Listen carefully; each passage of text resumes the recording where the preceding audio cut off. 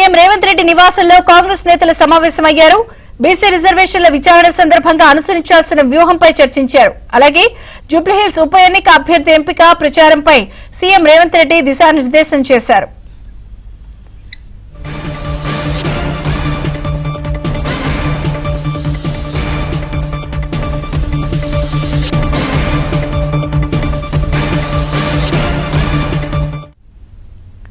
CM Revanth Reddy నివాసంలో కాంగ్రెస్ నేతలు సమావేశమయ్యారు. పూర్తి వివరాలు సిద్ధార్థ అందిస్తారు. సిద్ధార్థ.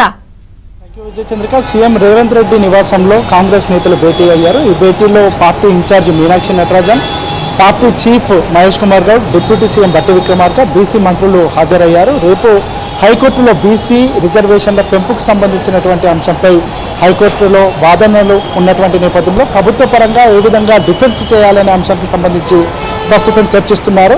బీసీ మంత్రి పొన్నం ప్రభాకర్ కానీ, డిప్యూటీ సీఎం బట్టి విక్రమార్క కానీ ఈ విషయంలో మొదటి నుంచి చాలా యాక్టివ్గా ఉన్నారు. అనేక మందితో మాట్లాడారు. ఇటు అడ్వకేట్స్తో కానీ, బీసీ సంఘాలకు సంబంధించినటువంటి ప్రతినిధులతో కానీ మాట్లాడారు. ప్రభుత్వం చాలా చిత్తశుద్ధితో ఉంది. 42% రిజర్వేషన్లతోనే స్థానిక సంస్థల ఎన్నికలు నిర్వహించాలని ప్రభుత్వం చిత్తశుద్ధిగా ఉంది. కానీ కొంతమంది దీనిపై కోర్టుకు వెళ్ళారు. కొంతమంది సుప్రీంకోర్టుకు కూడా వెళ్ళారు. సుప్రీంకోర్టు చాలా క్లియర్గా హైకోర్టులో కేసు ఉన్నటువంటి నేపథ్యంలో హైకోర్టులోనే దీనికి సంబంధించినటువంటి అంశాన్ని తేల్చుకోవాలని చెప్పడంతో రేపు హైకోర్టులో ఏం జరుగుతుంది అనేది తెలంగాణ వ్యాప్తంగా ఒక సస్పెన్స్గా మిగిలింది.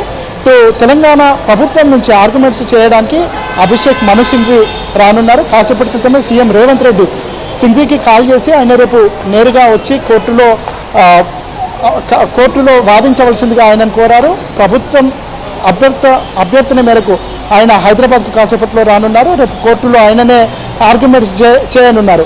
42% రిజర్వేషన్లతోనే ఎన్నికలు నిర్వహించాలని ప్రభుత్వం చిత్తశుద్ధితోనుంది. కానీ కొంతమంది పొలిటికల్ ఇంటెన్షన్స్తోనే కుల సంఘాల పేర్లతో కొంతమంది ఈ బీసీలకు రిజర్వేషన్లు రాకుండా అడ్డుపడుతున్నారని కాంగ్రెస్ నేతలు విమర్శిస్తున్నారు. కొంతమంది బీసీ సంఘాలకు సంబంధించినటువంటి ప్రతినిధులు కూడా బీసీలకు 42% రిజర్వేషన్లు వస్తున్నటువంటి సమయంలో తమ నోటికాడ ముద్దను లాగేసుకునే ప్రయత్నం చేస్తున్నారు. అట్లాంటి వాళ్ళు తమ ఆలోచనను దుర్బుద్ధిని విరమించుకోవాలి. బీసీలకు 42% రిజర్వేషన్లు వస్తున్నటువంటి సమయంలో అందరూ సహకరించాలని అప్పీల్ చేస్తున్నారు.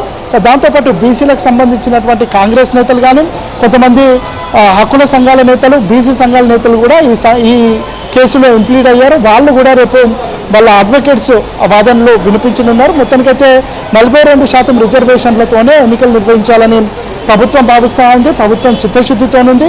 ఇప్పటి వరకు దీనికి సంబంధించినటువంటి అన్ని అంశాలను ఇటు అసెంబ్లీలో బిల్ పాస్ చేయడం కానీ, ఆర్డినెన్స్ జారీ చేయడం కానీ, గవర్నర్ దగ్గరికి బిల్లును పంపించడం కానీ, రాష్ట్రపతి దగ్గరికి ఈ విషయాన్ని తీసుకువెళ్ళడం కానీ ప్రభుత్వం తరఫున చేయాల్సిందంతా చేస్తారు.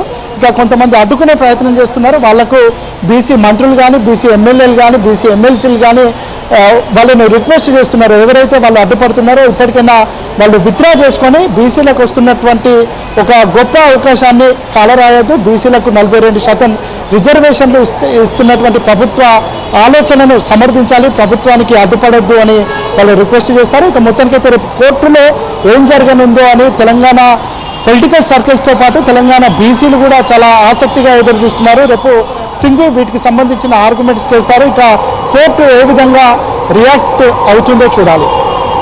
Thank you Siddhartha.